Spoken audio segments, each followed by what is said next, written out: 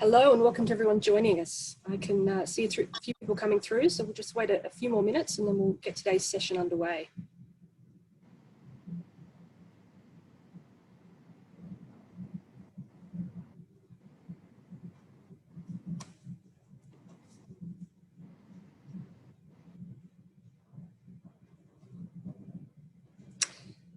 Welcome to the QME virtual seminar series. My name is Samantha Martin, Marketing Manager of Reed Exhibition's mining portfolio, comprising of Amex, QME, WA Mining, and I'll be supporting the speakers this week.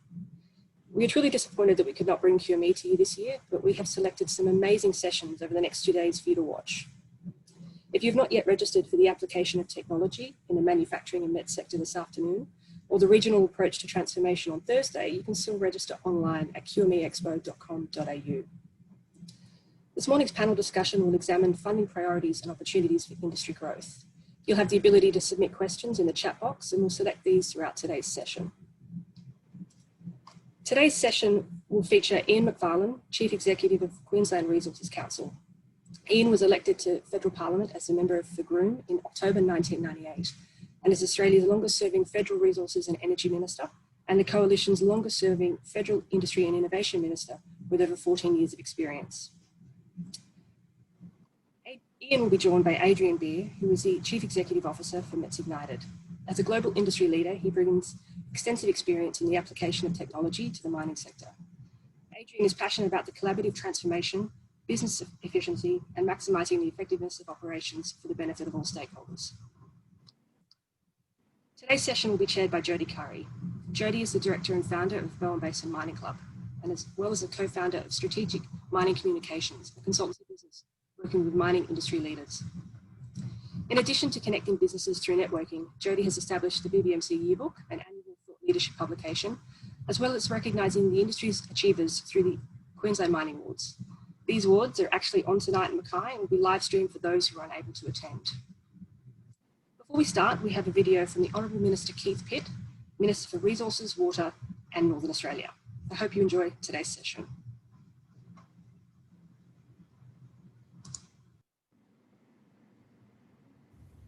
Firstly, thank you for the opportunity to speak today. Obviously, this is one of those events where we'd all prefer to attend in person, face to face, but I'm glad we still get the chance to discuss these issues, share ideas, albeit virtually. I'm always happy to speak to stakeholders and colleagues about Australia's resources sector. The sector has long been a cornerstone of our economy. The resources sector contributes up to 60% of Australia's goods and services exports and directly accounted for 25% of Australia's GDP growth in the 2020 March quarter. Australia has a hard-earned reputation as a responsible, competitive and reliable supplier of resource and energy commodities. We've been consistently exporting a range of resources to key partners in our region for many decades. We have extensive reserves of resources and lead the market in mining equipment, technology and services. When you look at the facts and figures, they are impressive. In 2019-20, Australian resources and energy exports reached a record $287 billion. Our top 5 resources and energy export destinations in 18-19 were China at $111 billion, Japan at $51 billion, South Korea at $22 billion, Taiwan worth $17 billion, and India worth $14 billion. And our top resource exports in 19-20 were iron ore, LNG, coal, metallurgical coal of course, gold and thermal coal. We are the largest iron ore producer in the world. We are one of the biggest LNG exporters in the world. We are the biggest metallurgical coal exporter in the world. Gold exports reached a record $24 billion in 2019-20, and we are the second largest thermal coal exporter in the world. This year, with the spotlight on our economy more than ever before, resources has continued to be a shining light. The sector has a reputation for supporting our economy through challenging global economic conditions, and 2020 has been no different. Resources have shown incredible resilience during COVID-19 and they are well positioned to lead the economic recovery. And here in Queensland, the importance of this sector is stark. The state has long played a crucial role in Australia's overall resources story. An expert panel will very shortly discuss the industry in Queensland and the various things that are being done to ensure it remains relevant and valuable. Queensland's large and productive coal sector, of which the state should be very proud, will no doubt feature prominently in these discussions. In 1819, the Queensland coal sector contributed $4.3 billion in royalties to the Queensland state budget. During this period, the sector directly provided $3.8 billion in wages paid to 34,667 full-time jobs. We know the enormous Galilee Basin has the potential to bring billions of dollars investment to and create thousands of jobs in central and northern Queensland. The Adani Carmichael mine, of course, is a $2 billion project expected to produce 10 to 15 million tonnes per annum of coal. Crucially, there are more than 700 people currently working on the mine and the rail project. And we're always on the search for new areas of potential resources wealth. Our Exploring for the Future program uses cutting-edge techniques to collect scientific data and information about prospective mineral, energy and groundwater systems on the surface and deep underground. So far, it has mapped about 40% of the continent, or 3 million square kilometres, to reveal new resources potential. And in June, I announced a further $125 million investment in this program. The next stage has identified 2 prospective corridors for further detailed analysis. The first corridor straddles the Queensland Northern Territory border, starting at the edge of the Gulf of Carpentaria and running through Mount Isa. The second corridor straddles the Western Australian Northern Territory border. Both corridors are highly prospective for minerals, including critical minerals, energy resources and groundwater. In its first 4 years, the FTF program spent over $69 million on activities in regional and remote Australia, including $9 million in Queensland. And in 2018, largely because of data many of them were able to acquire via the FTF initiative, 14 resource companies had applied for exploration tenements in Queensland and in the NT. The government's Growth Centre for the Mining Equipment, Technologies and Services sector, METS Ignited, works with industry to strengthen Australia's METS as an innovative and leading technology industry. METS Ignited has a strong presence in Queensland and has a strong partnership with the Queensland Government and Queensland companies. The Queensland METS Collaborative Projects Fund, for instance, supports collaboration between Queensland METS companies, global suppliers, mine operators, research organisations and capital providers. It's been a challenging 6 months, but I want to reinforce how proud I am of the sector here in Queensland for the role it has played and continues to play in contributing to the economy and our future. Now I'll make way for the panel who will discuss the role of resources in this state in depth. So thank you again for the opportunity. All of the best for the rest of the program. Have a great time. God bless and safe travels.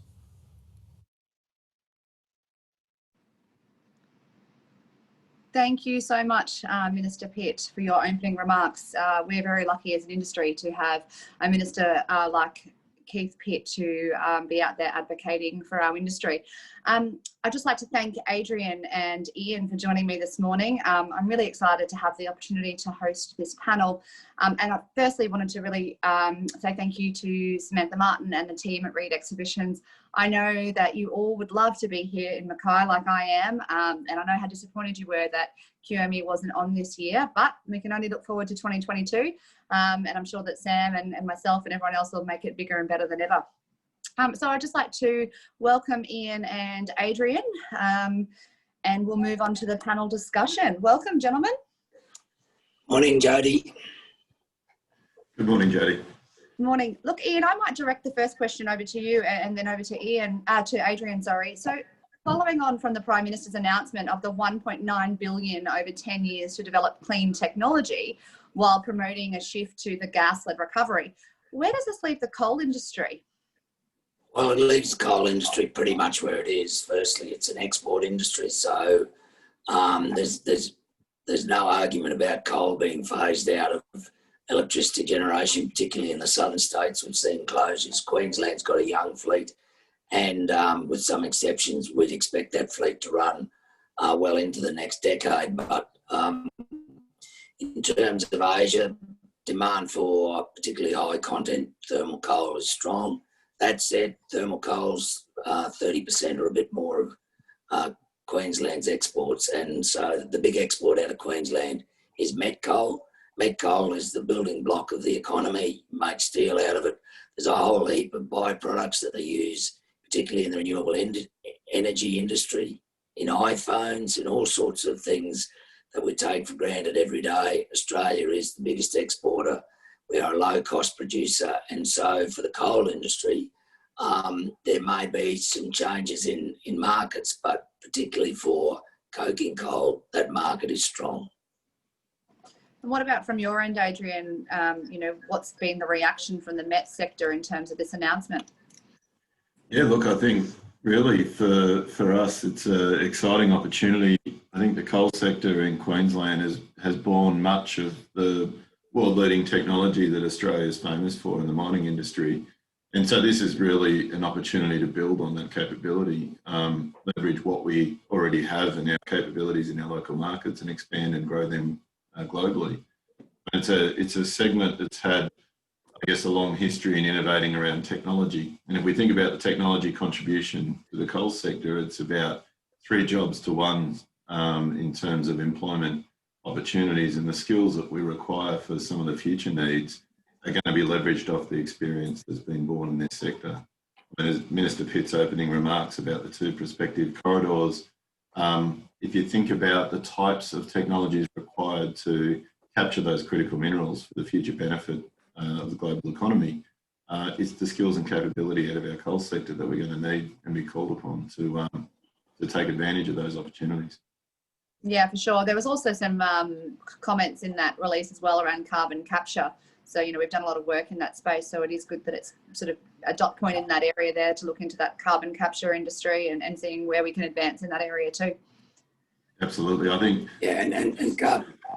Many of the challenges we face in the sector are often addressed by technology. And I think it's that innovative capability that we see in Queensland and the Queensland coal sector in particular that really drives a lot of that innovation and capability. What were you going to say, Ian? Sorry. Yeah, I mean, I was just going to say carbon capture, of course, is more than just coal. It's gas as well. It's critical for the transition fuel. A lot of that statement was about gas. Then it was about carbon capture. Then it was about coal. But I think if we look forward, it's not just developing the carbon capture technology here and that'll create jobs, etc. But we'll export that technology to those countries who still want to rely on coal. So it actually feeds back in. The other thing the industry is doing, of course, Jodie, as part of lowering its emissions, is, you've seen BHP do their Clean Co announcement, so lowering their electricity emissions, the electricity they consume, potential for LNG coal ships. We're seeing that shift in Western Australia to iron ore carriers. Again, BHP's put out a tender for companies to bunker LNG and run them on LNG instead of diesel and fuel oil. That already happens in the LNG tankers, so it's a natural progression. So Queensland, again, will be lowering global emissions by using cleaner energy fuels in terms of transport and production. Yeah, definitely. So looking at, economic stability, and particularly, we're looking at COVID right now, but mining does provide economic stability, not only to Queensland, but to the entire country. But we just don't seem to get that political support that it should. Do you think, given the importance mining will play in the economic recovery of Australia, that more opportunities or projects will get the go-ahead? Well, it will, and as Adrian's just said, I mean, that's starting now with automation, and it's attracting young people with those specific skills. We're running a program ourselves at QRC to get them into things like drones and automation and remote operation. That's the thing in the future, particularly about getting people out from underground and putting them in a air-conditioned office on the side of the pit. I emphasise on the side of the pit. I think we'll come back to this. I think COVID's shown us that we can work from anywhere, and that does mean, if you're in Moranbah, instead of being in a open cut mine in a truck, you might be sitting in an air-conditioned office. So I think that's the first opportunity. I think the second thing is the industry just needs to tell our story better. If you go into a school and talk about mining, they've already got the message from the other side, so to speak, sometimes from the teacher. They're amazed when we tell our story, and we just got to keep telling it because it's a great story. Mining is the fastest innovator in Australia. way ahead of anyone else. We sell more innovation overseas in terms of software and hardware than any other country. When I was minister, we had 70% of the world market in terms of METs. You know, I've got companies in Toowoomba, here in Mackay. Look at it, you know, METs industry, sophisticated, METs Ignited, which, you know, I'm on the board with Adrian. The push that's going on, I'm going out to look at the new centre this afternoon after this call. Mackay is just booming off the back of METs. Sure, coal helps, but METs is the new industry, the exciting industry to bring the young people in. Adrian, have you got any comments on that? Yeah, I think to Ian's point, we've just run an accelerator in Queensland, and the amount of technologies that have come out of the regions versus the cities, and it's the practical skills and experience of operating in that environment and then applying new technologies to that operating environment to make sure it's safe and sustainable and able to carry on for the future. We are seeing this amazing capability in our sector. I think the other part of the story we sometimes miss promoting ourselves is the technology that evolves out of delivering the outcomes that that sector provides. We do a great job in technology and innovation, maybe not as good a job in commercialising that innovation and making it available for other sectors. But as Ian just mentioned, I mean, once upon a time, sectors like defence used to be the world leaders in the latest technology and innovation. We've seen that reverse a full 180 degrees. We now see the defence sector coming to the mining industry to learn about our robotics and automation capabilities. We're working with the space sector to help them understand how do you extract minerals off Earth? How do you apply technologies in remote environments? And the skills and capability to achieve those outcomes, they're not in capital cities. The most important thing about this opportunity is these skills sit in our regions, and these are future relevant skills that we need. So we look at the main skill drivers in our sector today. It's robotics and automation, it's data and analytics, it's technologies to do with safety, sustainability, environmental and social license. All of those skills and capability are in high demand across multiple industry sectors, and our domain expertise sits in our regions, which is a fantastic opportunity. Yeah, I agree. You know, there's some really innovative companies out there as well that are looking across agriculture. So there's a lot of synergies in that agriculture area as well that it seemed to be tapping in, as well as you said, space and other areas. So following on from that, how can collaboration between stakeholders be improved to ensure that the industry remains relevant and valuable? Well, METs Ignited's part of that story, but QRC and the QMEA and Jodie, your group, everyone needs to talk to each other. So there, in Queensland, we have sort of broken down the barriers. There's no silos. So, you know, today I'm in Mackay, yesterday I'm in Townsville, tomorrow I'm in Rockhampton. I'll be going up to Gladstone the week after to talk to GEA. The organisations right across the board are talking to each other. Yeah. The research organisations are talking to each other through things like the Growth Centre, my Innovative Manufacturing Cooperative Research Centre that I chair in Melbourne. They're talking, as Adrian said, robotics, drones, all of that technology is going to change the whole world, and we've just got to talk to each other to make sure that the opportunities are realised, particularly in regional centres like Mackay.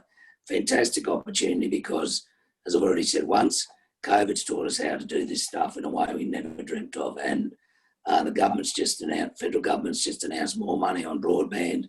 Those sort of links are going to improve. You can do this from anywhere. Adrian? Yeah, that enablement capability that you talk about is the thing that's really opening up this market. And the byproduct of COVID, we released as METs Ignited in 2018 a report called Staying Ahead of the Game. And we forecast the impact of automation on the sector. And at the time, there was a real fear that this was going to lose jobs and take people out of the sector, where in fact, we found quite the opposite. It's a huge technology challenge to overcome, and it will need a certain set of skills to achieve that objective. And we have the choice to invest in those skills here locally or lose those capabilities offshore. What we've seen in COVID is a dramatic, rapid demand increase for those skills and capabilities. So what we forecast as the future needs for the sector in 2025, and what I mean by future needs is interoperable technology, commercialisation of the innovation already used in some of our operations, but not generally available for the wider community. We're now seeing all of that being demanded by the industry. sites that are operating with remote and autonomous technologies are sharing their capabilities with other sites and just showing them what's possible. And in terms of collaboration, there's more market to serve than there is technology capability in the market to supply. So we're seeing that fear of competition subside. And we're also now seeing the large tier one mining companies directly invest in the commercialisation of the technology that they use in their operations for the benefit of the whole sector. And the reason they're doing that is because they also need the future skills. They need to be able to employ people to operate these mines, particularly when we get to critical minerals, which are a really complicated set of minerals to recover. They're deep, they're hard to reach, they're in low concentrations, and the life of mine isn't 30 years or 40 years, it might be 5, it might be 3. Really, how do you take the technology and skills and the lessons we've learned out of the coal sector, apply them to the critical minerals sector, and build an ecosystem of technology vendors who are willing to collaborate together with the mining industry to solve some of those future challenges? That's, for us, the big opportunity. And I just want to add quickly to that, Jodie, that in terms of what automation and remote operation offers, it's not only so that people can operate in safety, but you can set up an operations centre in Currie, supported out of Mackay or Townsville. You could then have that operation go flat out for 3 or 4 years. You haven't got to build infrastructure for people and facilities on site. They can dig that deposit for 5 years, move to the next deposit, just like they move an oil rig from one production well to another. So that's the opportunity that's coming this way with automation. And it's an opportunity for anyone who lives in Queensland. Add that, sorry to mention COVID 3 times, add that to the fact that 43% of our CEOs in Queensland, in the survey we released yesterday, say they want less people from interstate and more people from Queensland. And we've seen that the pressure that regional communities have put us under as the mining industry to have less FIFO and more regional people.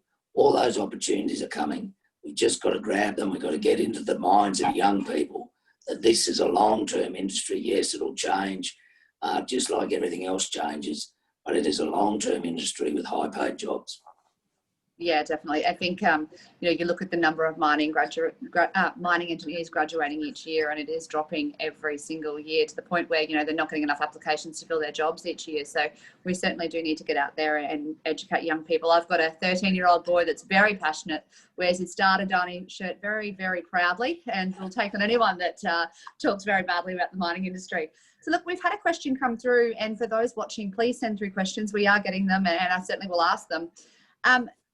Ian, I'll put this one to you first and then over to Adrian. Someone's anonymous attendees popped in. We've been talking about carbon capture in the coal industry for 2 decades, with little progress coming out of industry collaboration. How serious are we about the solution? And, what's going to change without an approach or I suppose, us really seriously looking at this option?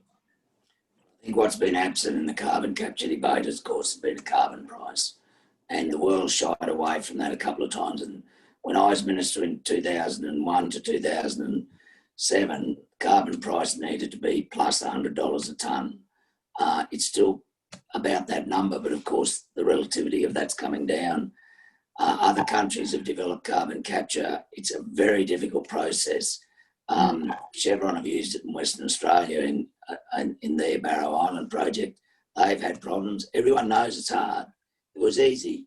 We would have done it 10 years ago, but the question remains, what do you do with carbon emissions, whether it's from coal or whether it's from gas as a transition fuel? Those emissions are going to be around for a while. And the obvious scientific answer is to capture them. So it is an issue that the rest of the world is working on.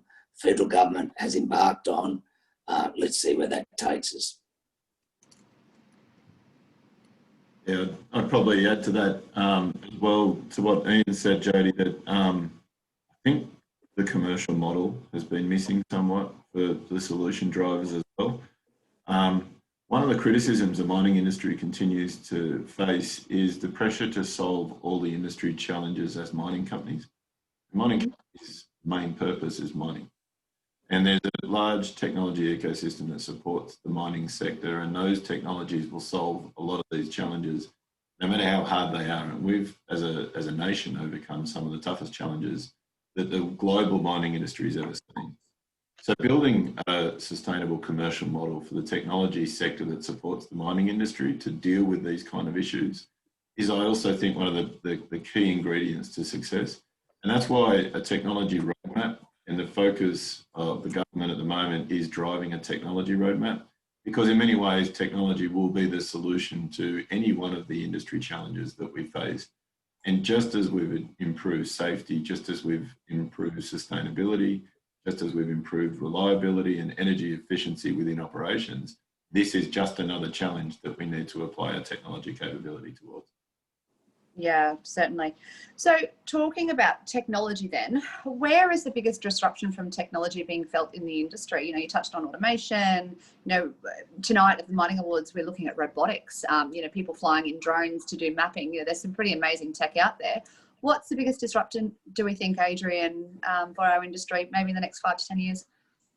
Yeah, it's I guess where we're seeing the most impact of technology is where it's evolving from being bespoke, proprietary, unique technology used by single operations or single vendors into open standards and interoperability, and making technology available for all to use. And the demand for that capability has come from outside our sector. So we have seen multiple other industries look to the mining sector to understand how they drive these remote capital intensive operations in the productive way that we do, and are looking to apply those technologies into their industry sectors. But to do that, they need to be operating in a way that different vendors can come together and collaborate, technically speaking, as well as then have effective commercial models to deliver. So some of the collaborative projects that we're driving is aggregating industry challenges for the collective sector to address, rather than at the moment we've got a technology sector with solutions looking for a problem. And really one of the things we're doing, for example, with QRC is helping define what their 3 or 4 biggest industry challenges are to get the collective effort of the technology sector to address them. And it's a collaborative process, not just for regions, but across regions with different domain expertise. And so integrating centres like the Resources Centre of Excellence, and then working with the Interoperability Lab in Western Australia that's opening today. We've got test mines being built in regional New South Wales. It's the orchestration of all these capabilities to make sure that we can make our technology interoperate effectively in our operating environments. I think the other thing that's missing in disruption is manufacturing and processing.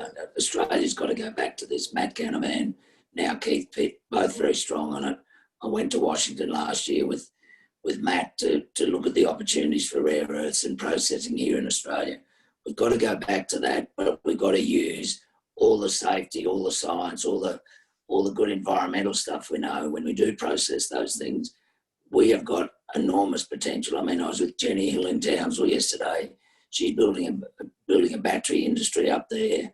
It's going to process all sorts of metals out of Western Queensland. I won't mention any because some of them have good days on the share market and some don't. But there's all sorts of opportunities out there, and we can do it here, particularly if we get into it now while everyone's looking inwards on the need to establish Australian supply chains. So consumers are saying, we don't want these global supply chains at the moment. They get disrupted by COVID, or they get disrupted by security issues, stroke international tensions. We want to develop these industries here. So, yep, it's all the stuff Adrian's talking about, where we've actually got to then take that technology back into an old industry called manufacturing and processing, do it here and do it well and do it safely. Yeah, absolutely. There's another question here talking about the fact that coal prices, are falling. So there's an increased need for improved efficiency, productivity, reducing costs, which we're always hearing. But at the same time, we're seeing cost of talent and also headcount going up. Even if the direction is to move into automation, there's obviously a cost associated with it. How do we propose this is addressed? Adrian, I might do that for you.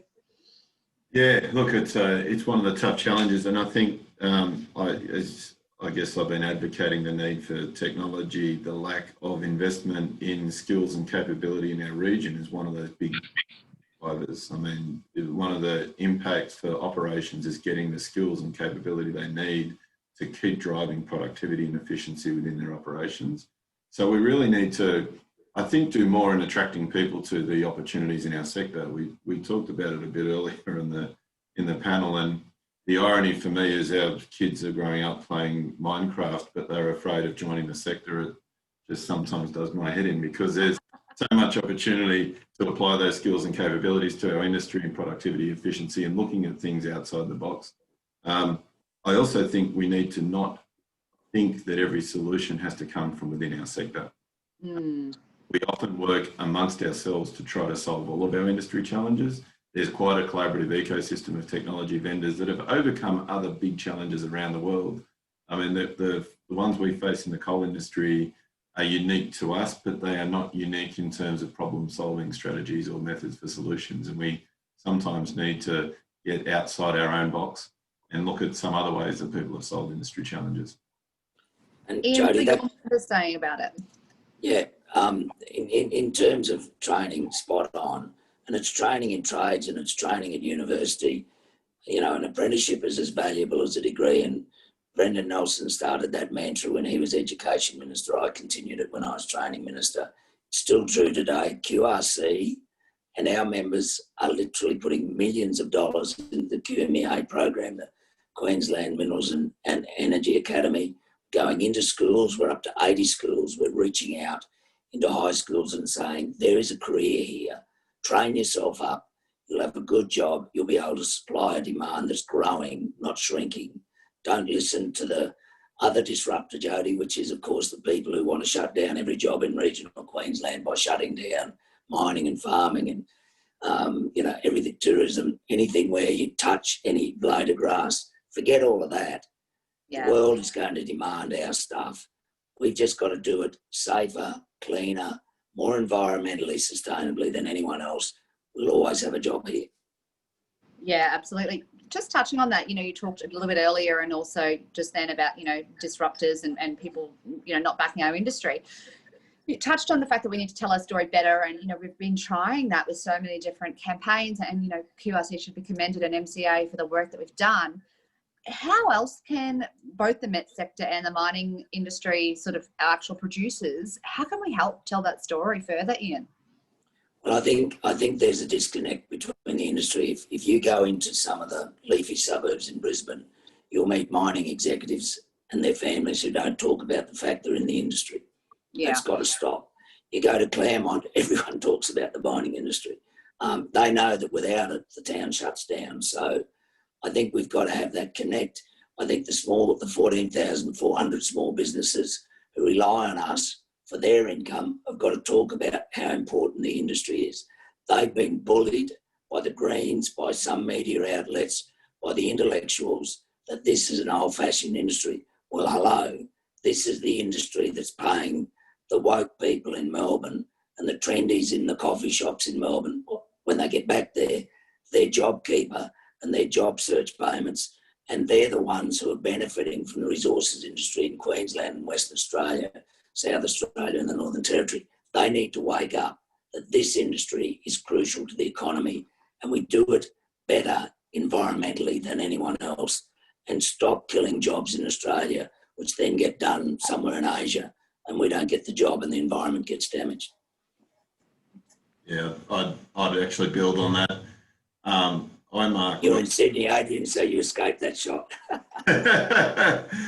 No, I marked last year, I remember the protesters out front while we were trying to walk into the exhibition, and everyone was getting frustrated with the protesters. Then we got inside the halls and we were talking amongst ourselves about the minerals we produce and where do they think their iPhones come from, and circular economy technology has devolved out of the mining industry, and we're having that conversation. I think part of our challenge is we only have the conversation amongst ourselves. A lot to be proud of, and we've got a lot that we can stand up for and say, hey, we are recognising these challenges, we are taking on these challenges, and we're doing it better than most of the world. The biggest innovations that have come out of safety, sustainability, environmental responsibility and social licence as well as recycling, have come out of this country. One of the things that we have failed to do is effectively commercialise all those technologies here, and we lose them offshore. That's where our skills and capability come from, but that's also where the pride in our industry needs to come from. So we do have an industry we can be proud of. We need to talk about it with people outside our industry, and we need to talk about it with pride. Now, that doesn't mean we dismiss everyone who's got a problem with some of the things we do.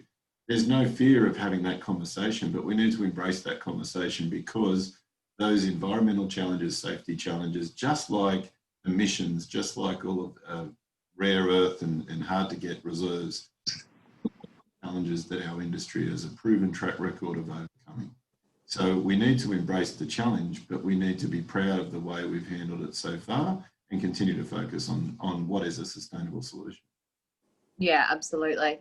So another question we've got through here, and Adrian, I might put that to you first, is in terms of emerging technologies, is additive manufacturing, metal 3D printing on the horizon or landscape? Is there anyone within that METS ignited frame or the things that you've seen where, additive manufacturing and metal 3D printing?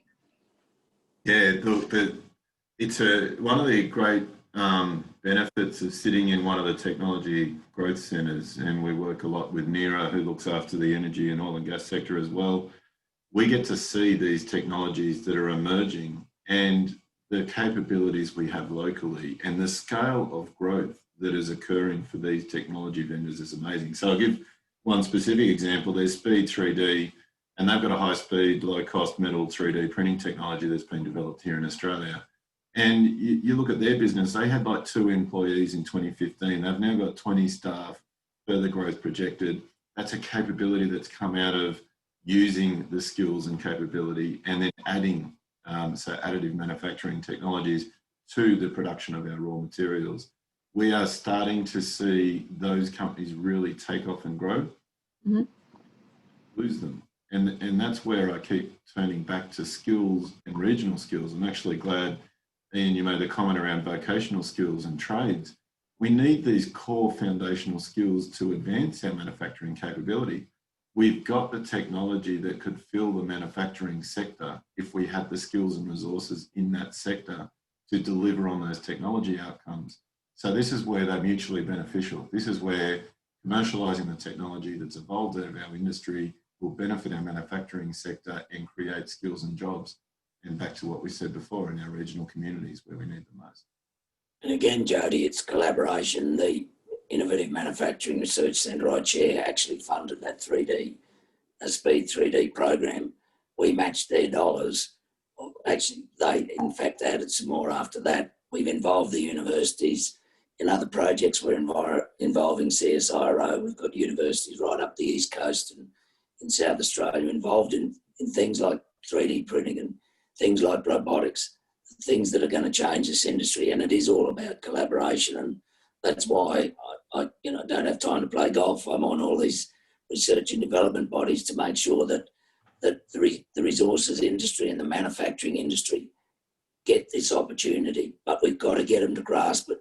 We've got to get young people to get in there with their enthusiasm and their new eyes and take this industry forward, because they're the future.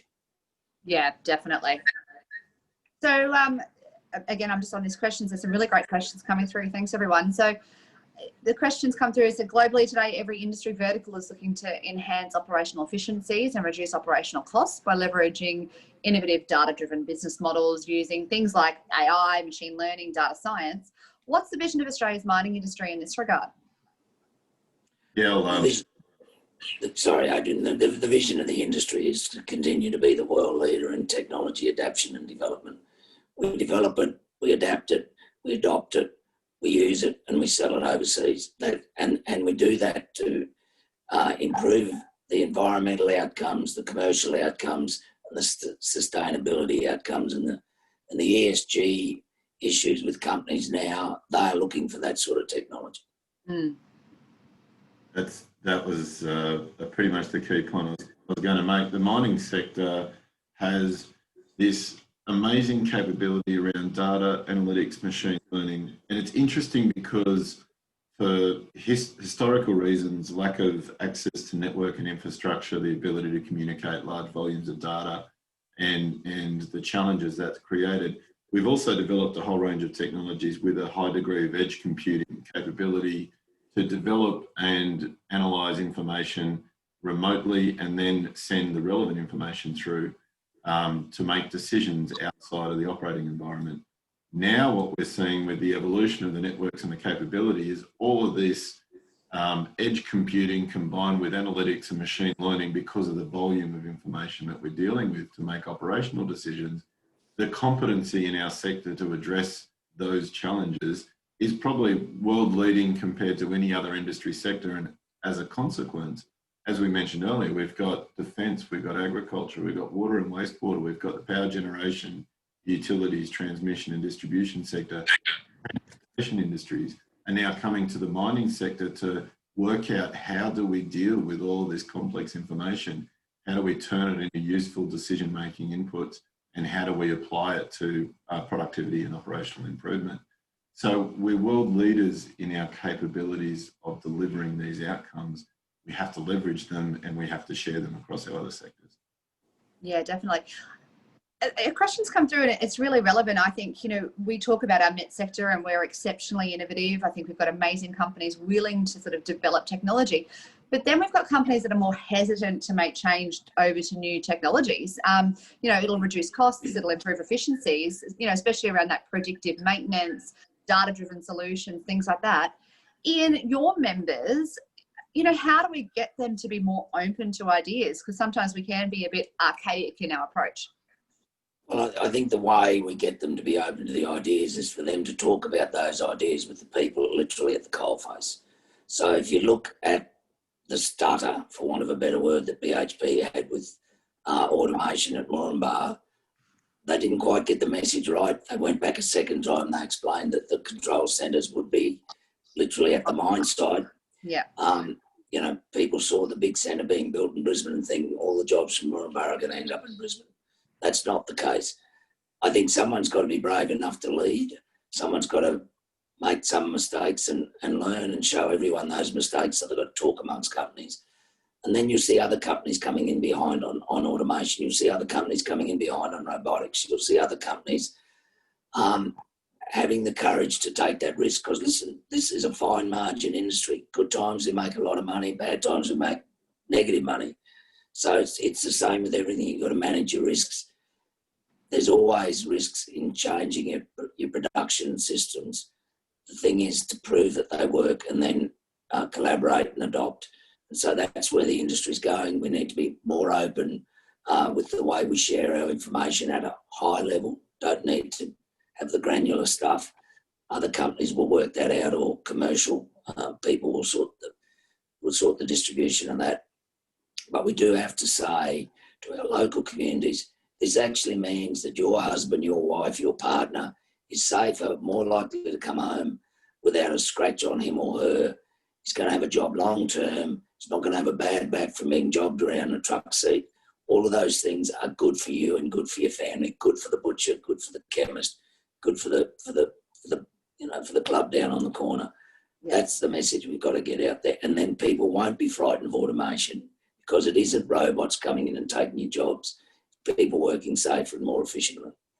Yeah, so I keep saying not less jobs, just different jobs. Adrian, what about you coming from the Met side, trying to push that up into the resources companies? You know, how are you finding the response to it, and how can we do it better so that people make more change?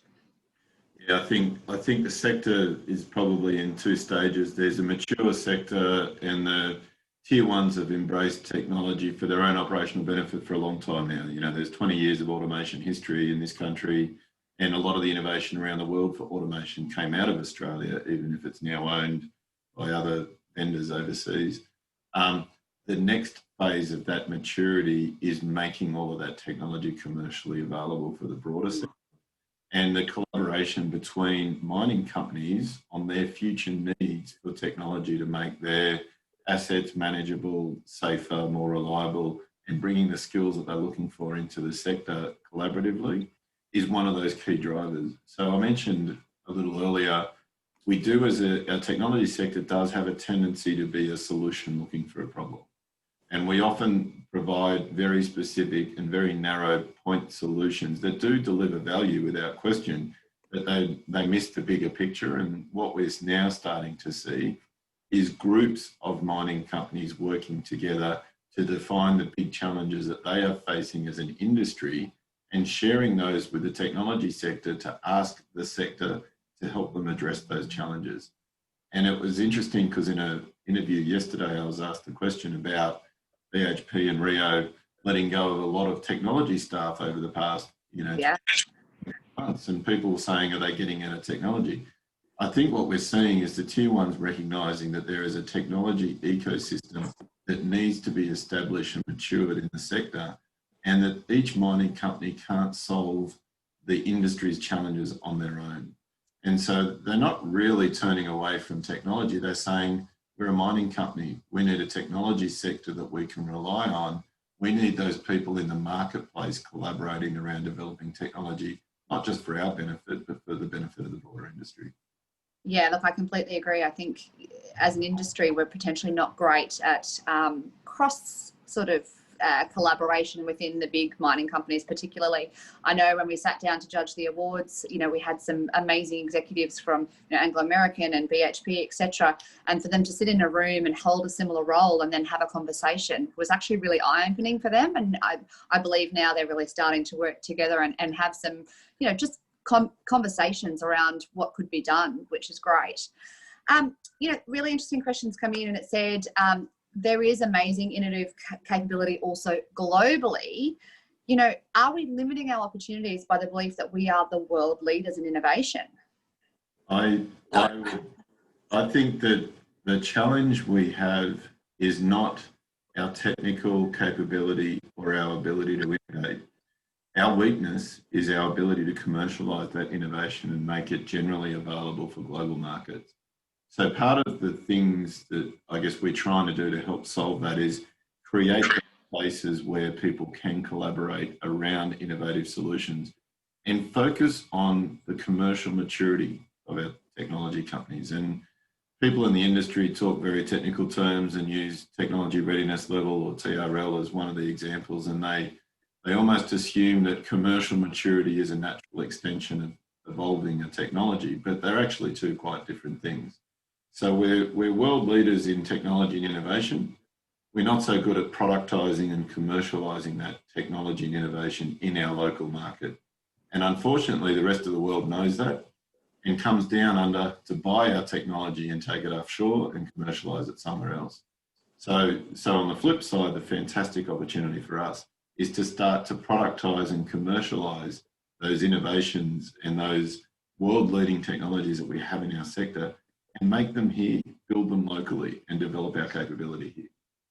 So Jodie, I think Australia is good at taking technology back from overseas. So we do tend to have a bit of a feeling that we never stand on a big high mountain and say we're the greatest. We might think that, but we always go out looking for better. But to Adrian's point, I was the minister who gave the Meyer brothers from North Star the grant to develop their technology to get a Caterpillar tractor to drive down a row and plant and spray and scuffle. That was back in the early 2000s. That technology was then taken by Caterpillar to America. It was sort of copied by John Deere.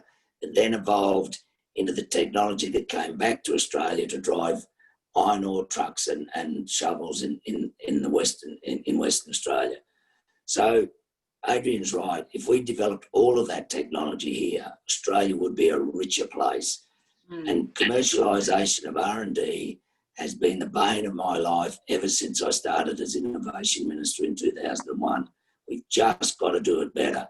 We give it away and then we buy it back. So we do go out and get it. It's, we're not siloed. We do see what's good in the world and bring it home. But the reality is that we've got to do more of it here. Yeah, absolutely. So look, you know, we are getting sort of towards the end of it. I've got one last question to ask and then I'll hand over to wrap up and back over to Sam. So, you know, we talked a little bit earlier about skill sets. So how do we leverage the innovation entrepreneur space that's all around the state and in the Bowen Basin to help the mining industry attract bright young talent that's often going to other sectors? We sell the sector. We say what a great industry it is. We use things like the growth centres, which I set up. We use things like CRCs.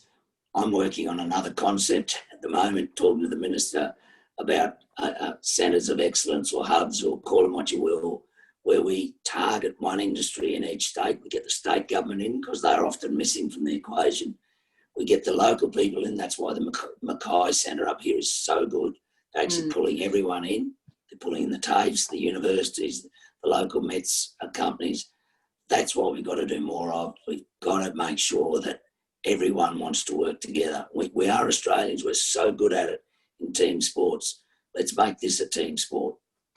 I think it's another conversation around how we also collaborate, because as a country we are so willing to work together in times of hardship.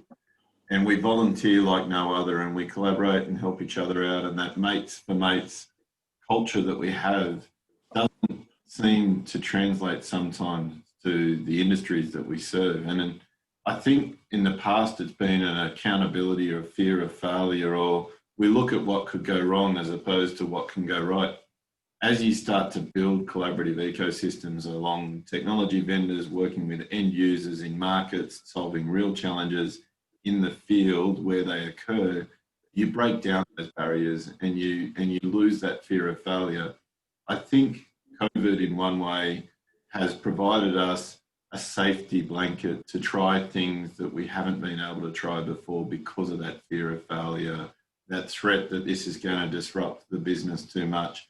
The disruptions occurred, the catalyst is there, and what we're seeing in response to that is the demand, the rapid increase in demand for skills and capability in those robotics, automation, data and analytics. We don't have a big enough market to serve. STEM skills in this country are declining, and that's a universal problem across multiple industry sectors. And we've got a brand reputation in mining that means we're at the bottom of the list when it comes to those scarce graduates, those scarce skills and resources coming through our sector. But we have this burgeoning skill set, particularly at the vocational level, at our regional centres, that we need to invest and grow, because rebuilding our skills from the trades, from the practical application of skills, not innovation and technology comes out of a research program. There's a lot that gets done out in the field. And as we start connecting those two things together, I think as Ian just mentioned, what he's doing with the CRC, what they're doing at QRC, bringing those two things together is going to solve those industry challenges. If we keep them in little silos, everyone try to battle away on their own, we're not going to solve the bigger challenge. Yeah, absolutely. Thank you. Look, you know, closing remarks, gentlemen, is there anything that you haven't, you know, spoken about that you potentially just want to, you know, hit home? I know, Ian, you're exceptionally passionate about selling our industry. We talk about that quite a lot every time I see you. So anything else that you'd like to add, firstly to Ian? No, I think the main thing is to tell young people that there's future and hope, and the mining industry is the future. We're all losing our faith in the future a bit through COVID. It's an opportunity for us to actually say, well, instead of thinking about the negative, let's think about the positive. Adrian, what about yourself? Yeah, I'd add to that the skills that we need for the future of the mining industry are future relevant skills across multiple industry sectors. So it's not a dying industry with a unique set of skills that aren't going to be leveraged for other industries and sectors. Quite the opposite. We have a flood of other industries coming to the mining sector to learn how we achieve outcomes. So it's really, the future skills are future relevant for multiple industries. I hate seeing a mining engineer telling their kids not to get into mining because there's no future in it. It's quite the opposite. There's a massive future in it, and the demand on our sector from multiple other industries, particularly in the current climate, is bigger than anyone can serve. So it's a large market with untapped opportunity. Yeah, absolutely. Look, gentlemen, thank you so much for your time. It's a pleasure, as always, talking to both of you. Might hand back over to Sam now to close off the panel. Excellent, guys. That was super informative. And for those that have been asking throughout the session, we will be making this recording available on our website next week. So stay tuned for that when it's released. We'll also put up some resources from It's Ignited and from QRC as well that they're kind of referenced throughout it. But I wanted to say thank you. It was really informative. And Jodie, it was exceptional chairing today. Your awards are tonight. Where can people view the awards? Yeah, so we're live streaming for the first time ever. We know that a lot of you, like Sam, can't make it. So on our website, so just bbminingclub.com and go into the awards tab. We'll also be on YouTube and Facebook. So very exciting. Excellent. Well, I'm so glad you got to run the awards. And look, I look forward to working with you again for QME in 2022. But thank you so much for all your hard work and for making these awards happen tonight. And I'm sure Mackay's happy to have you back. Thanks, Sam. Appreciate it. Have a great night, guys. Have a good day. See you. See ya.